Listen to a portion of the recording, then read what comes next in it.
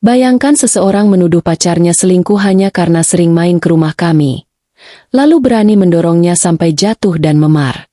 Aku ingin membalas, tapi bukan dengan tangan. Aku punya akses ke sesuatu yang jauh lebih berbahaya, sistem kampusnya. Kalau kalian pernah merasakan sakit hati karena ketidakadilan, pencet tombol subscribe sekarang juga. Like video ini, dan siap-siap dengerin bagaimana aku meracik balas dendam paling manis lewat komputer, bukan tinju.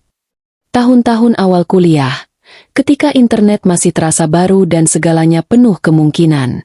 Aku kuliah di sebuah kampus komunitas, hidup sederhana, berbagi sewa dengan pacarku, sebut saja namanya Lucy. Lucy ini tipe orang yang ramah, mudah akrab, dan sering ngajak temannya main ke apartemen kami.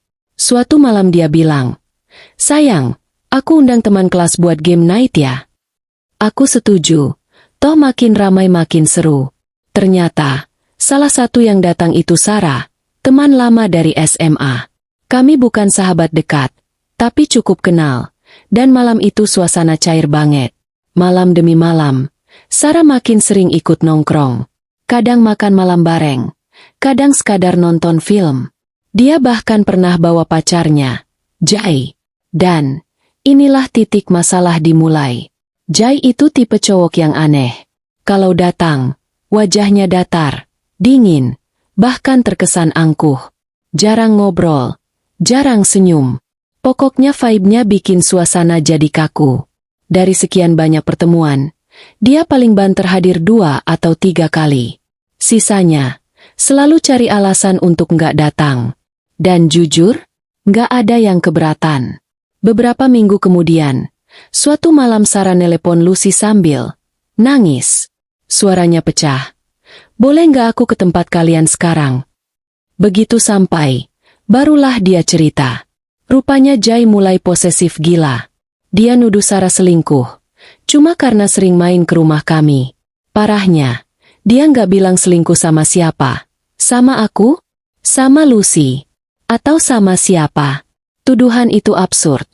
Tapi Jai percaya penuh. Dari cemburu buta berubah jadi kata-kata kasar. Sarah dipanggil dengan nama-nama yang bikin telinga panas.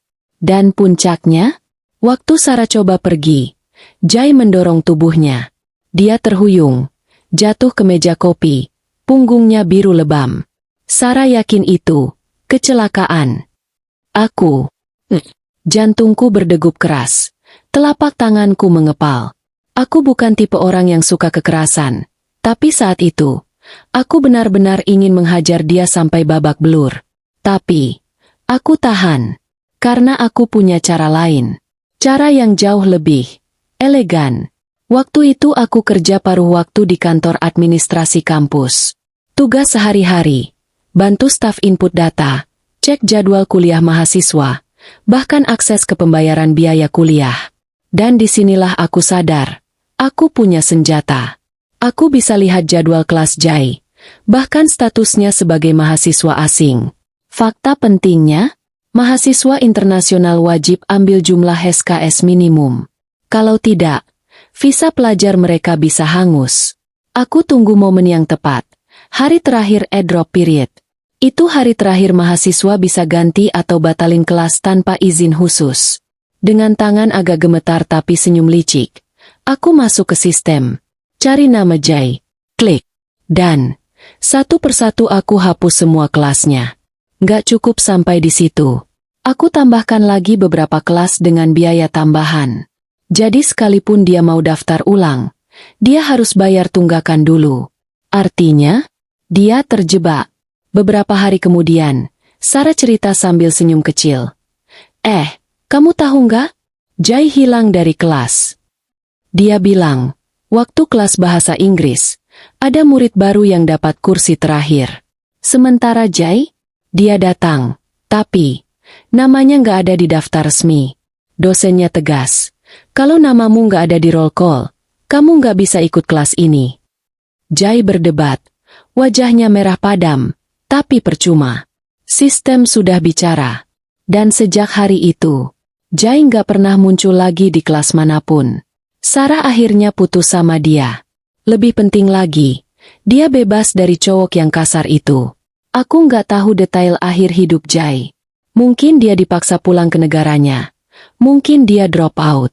Yang jelas, dia kehilangan kelas, kehilangan pacar, dan kehilangan kendali. Kadang aku sempat mikir, apakah aku terlalu kejam? Tapi lalu aku ingat wajah Sarah waktu menangis. Ingat lebam di punggungnya.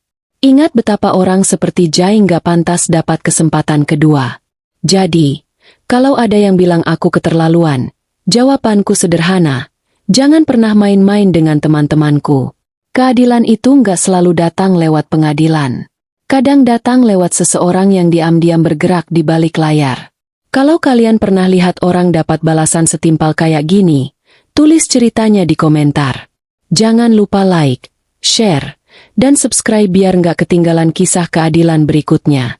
Karena di channel ini, karma bukan sekadar konsep, tapi nyata.